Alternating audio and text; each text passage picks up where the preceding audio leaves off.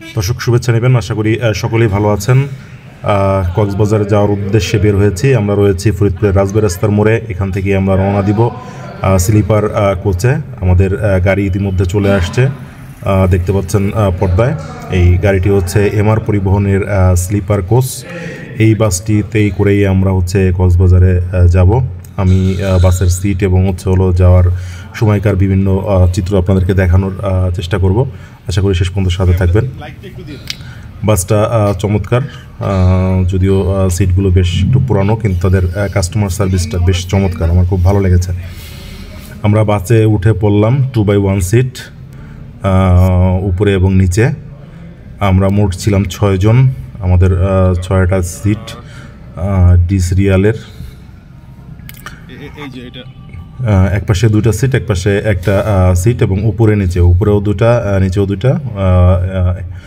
আমরা রওনা হলাম। বেশ কিছু ছোটো ভাই আসছিল, কয়েকজন আমাদেরকে তুলে দেওয়ার জন্য।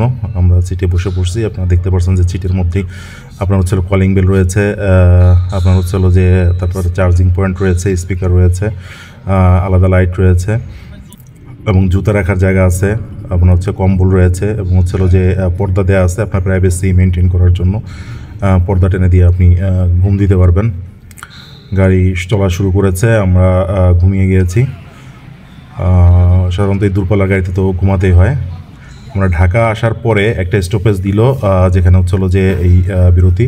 এরপরে আবার গাড়ি চলা শুরু করার পরে কুমিল্লাতে গিয়ে দ্বিতীয় স্টপেজ, এবং এটি যে হোটেল শাহজালাল, সেই হোটেলে। সেখানে রাতের খাওয়া দাওয়া করার ব্যবস্থা ছিল।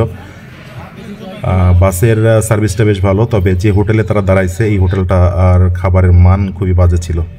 খাওয়া দাওয়া শেষ করে আবার বাসে উঠতে হবে। এখান থেকে রওনা। বাসে উঠে আবারও ঘুম দিলাম আমরা।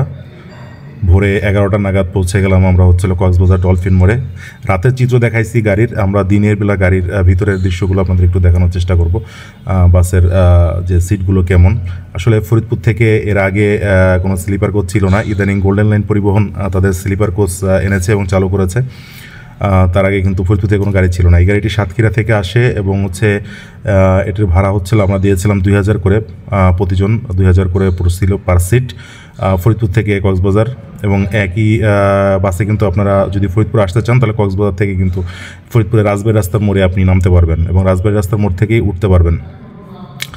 এবং এই শুধুমাত্র এমন নয়, আরও কয়েকটি পরিবহন কিন্তু আপনার ফরিদপুরের রাজবাড়ী রাস্তার মোড় হয়ে কক্সবাজার যাওয়া আসা করে। তো ইতিমধ্যে পৌঁছে গেছি আমরা কক্সবাজারে। ভালো থাকবেন, কথা হবে পরবর্তী ভিডিওতে।